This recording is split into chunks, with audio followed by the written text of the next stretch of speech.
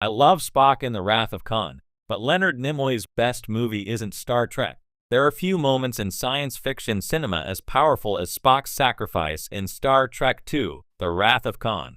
The half-Vulcan science officer walking calmly into the radiation-flooded chamber, fixing the warp drive to save the Enterprise, and bidding farewell to his friend Jim Kirk through a pane of glass is pure mythic storytelling. Leonard Nimoy made it feel at once alien and deeply human. Even now, more than 40 years later, that scene defines heroism for an entire generation of viewers. But here's the thing, as great as Nimoy is in The Wrath of Khan, and as iconic as Spock remains, it's not his best work on the big screen. Nimoy's finest movie, the one that best demonstrates his versatility, his intelligence, and his unique connection with audiences, isn't even part of the Star Trek universe. It's Three Men and a Baby, the 1987 blockbuster comedy that he directed, and it reveals an entirely different dimension of his creative genius. Spock's death made Nimoy a legend, but it also boxed him in. The Wrath of Khan gave Nimoy what he'd long been asking for, a way out. By 1981, he'd been playing Spock for over 15 years.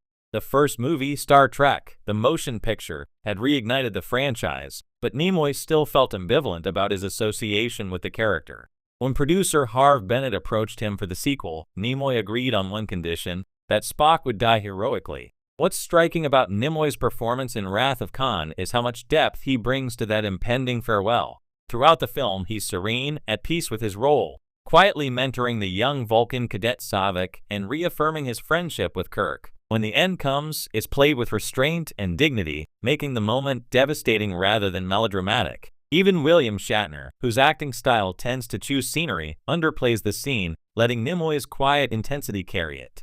That death scene made Nimoy a legend, but it also threatened to define him forever. By the time Star Trek III rolled around, he was not only resurrected but directing the movie himself, a sign that Nimoy was itching to expand his creative horizons. Leonard Nimoy, director. It's easy to forget how rare it was in the 1980s for an actor associated with a genre role to successfully transition into directing. Nimoy didn't just do it, he excelled. Star Trek III. The Search for Spock is a solid movie, but it's his follow-up, Star Trek IV, The Voyage Home, that showed what he could really do behind the camera. That film's mix of time travel, fish-out-of-water comedy, and ecological message turned it into a crossover hit.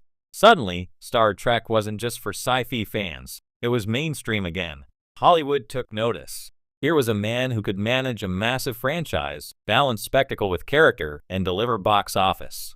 So Disney came calling, and Nimoy signed on to direct a smallish comedy about three bachelors and an abandoned infant. That film became Three Men and a Baby, the highest-grossing movie of 1987 and a cultural phenomenon in its own right.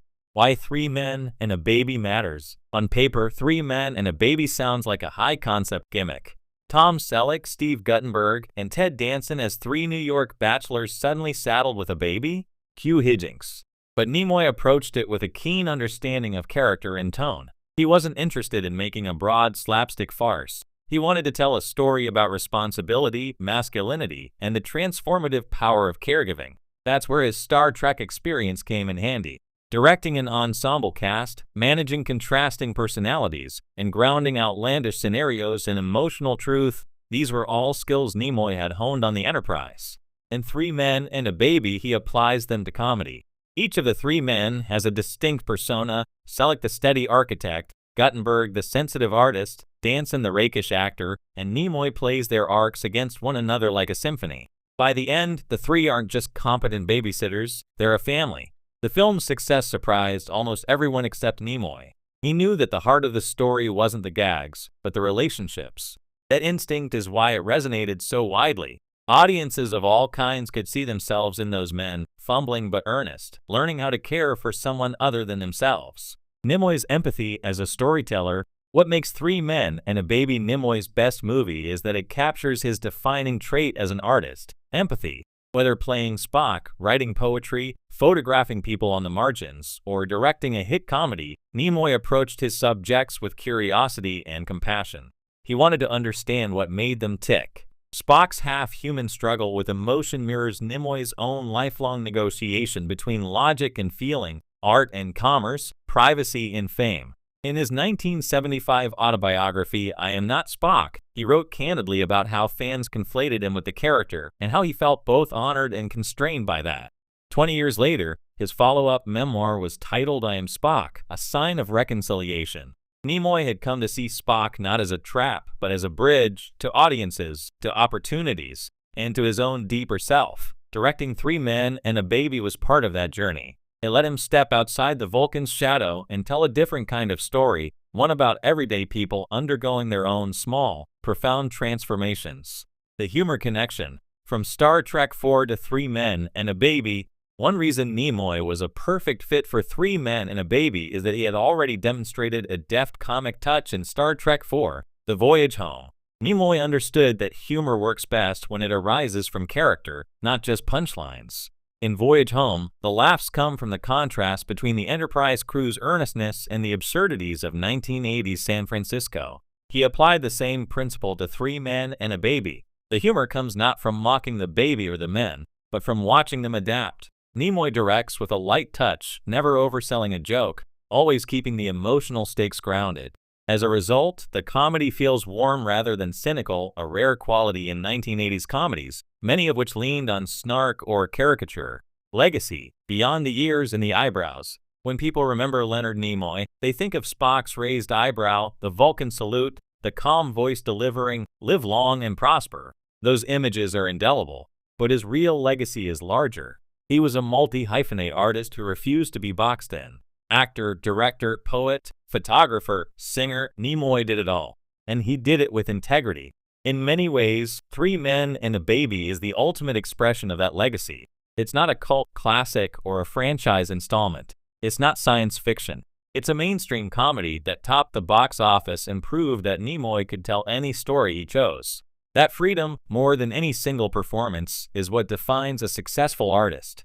Re-evaluating Nimoy's filmography. It's tempting to see Nimoy's directorial career as a footnote to his acting, but it deserves re-evaluation. The Voyage Home revitalized Star Trek. Three Men and a Baby redefined the studio comedy for a few years. Even his later projects, like the 1994 drama Holy Matrimony or his stage work, show a willingness to experiment. Meanwhile, his acting choices outside of Spock, like his chilling turn as a psychiatrist in the 1978 remake of Invasion of the Body Snatchers, reveal a performer who could do far more than the stoic Vulcan. He was understated, precise, and often surprisingly funny. All of that feeds into why he was able to direct so successfully. He understood performance from the inside out. Why this matters to fans. For die-hard Star Trek fans, saying that Nimoy's best movie isn't Star Trek might feel like heresy. After all, without Spock, would Nimoy have had the chance to direct Three Men and a Baby at all? Probably not. But loving an artist means appreciating the full scope of their work, not just the most famous part. When we watch The Wrath of Khan, we are watching Nimoy at the peak of his powers as an actor. When we watch Three Men and a Baby, we're watching him at the peak of his powers as a storyteller. Both are worth celebrating. Both show why Leonard Nimoy endures. Conclusion: the human and the Vulcan. Leonard Nimoy spent much of his life balancing two identities. Spock and the Baby